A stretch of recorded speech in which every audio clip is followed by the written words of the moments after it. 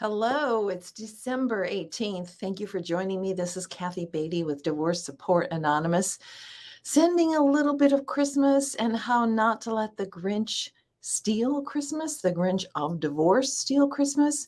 Quick announcements. I know you're tired of hearing it. By the way, are you tired of the music yet? I seem to really enjoy the music. So by December 31st, I might be done with it. But announcements, free webinar, January 4th. Please join me for 1 hour. We're going to come together and talk about a strategy, a plan to begin building a life after divorce. Doesn't matter if you're recently divorced or many years divorced and you're still floundering and need a plan. Let's do that. Let's begin talking about that. January 4th and January 10th, a new group will form. If you've never gone through this group, I've had people up to 5 years after their divorce come through group. In fact, I've had a person 10 years after divorce who said he was bringing someone else in to help them. It ended up he needed it more than the guy that he brought.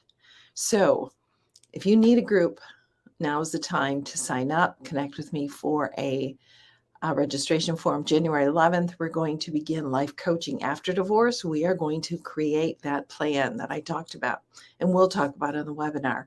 We are going to go strategically through each aspect of your life and have a plan so that we are not some reflex to our life, but we are proactive. We have a vision, we have a plan, and we are going to implement it. And then after that, if you'd like to be part of an accountability group, we can do that as well. What's going on? January 2023 is going to be a busy and a beautiful year. Yes, for you as well. So the title that I talked about today is It's Panic Time in Christmas After Divorce, because we have been so consumed with so many things, creating a new life, creating new traditions, perhaps, like I talked about yesterday. But it's the 18th of December, so it's pretty much what I call panic time. Christmas cards are finally going out. I might be a little late. I've received several, but that is on the to-do list to get out. And I have decided the Christmas service that I'm going to and all the presents that I need to finish up and to get. Good news is my family is going to celebrate it after Christmas. So my kids and my grandkids and myself, and that gives me a little more time. So I'm kind of relieved. And plus, I get all the after Christmas sales. It's a good deal. So, which is one of the points that I want to talk about in our panic of wanting to get everything done is let go of the control of the Christmas ideals. It is what it is and what it's going to be this year, whatever that may be. Perhaps it'll be something very simple, very very small, but you know what, there can be a lot of beauty in simple and small. In fact, the older I get, the more I prefer it. I know when I first came out of the divorce that was not the case. I wanted everything the way it was, but it wasn't. It simply wasn't. So I had to detach and let go of control of my Christmas ideals and create that new Christmas that we've talked about. And that led to a lot less panic and a lot more peace through it all. Anxiety and stress can be a part of Christmas. It's easy enough to fall into that trap of getting everything done, those expectations we've talked about, not wanting to disappoint people, especially if it's our children. We're going to talk about children tomorrow, actually, and how difficult of a year this can be for you. But there are some tips to help your kids get through it. So we'll talk about that tomorrow. But the anxiety and stress is just a natural part of the season, it seems. Never supposed to be, never intended to be. In fact, I love the Facebook post that said the first Christmas was simple and it's okay if yours is too. I love that post. But anxiety and stress is here among us. What do we need to do?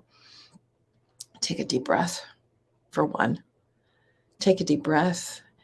Look at what are the have tos, the things that I have to do, that I simply, and that would be feed my children. That would be provide a bed for my children. That would be love my children. That would be have something under the tree for my children. I would consider those the basics, the have tos. And then what are the need tos? What are the things that we really need to do? Maybe we need to teach our children the meaning of Christmas. Maybe we need to take them to a Christmas service. and hear the beautiful choirs, to create those memories that are other than the divorce, the Christmas, their first Christmas after divorce. What do you need to do right now? You need to take care of yourself. You need to prioritize what's really important here. I'm going to list what's really important here. And I'm going to get those. I'm going to get those. And everything else, I'm going to let go of the Christmas ideals that I have in my head. I'm going to simply let them go. I'm going to let the unnecessary go.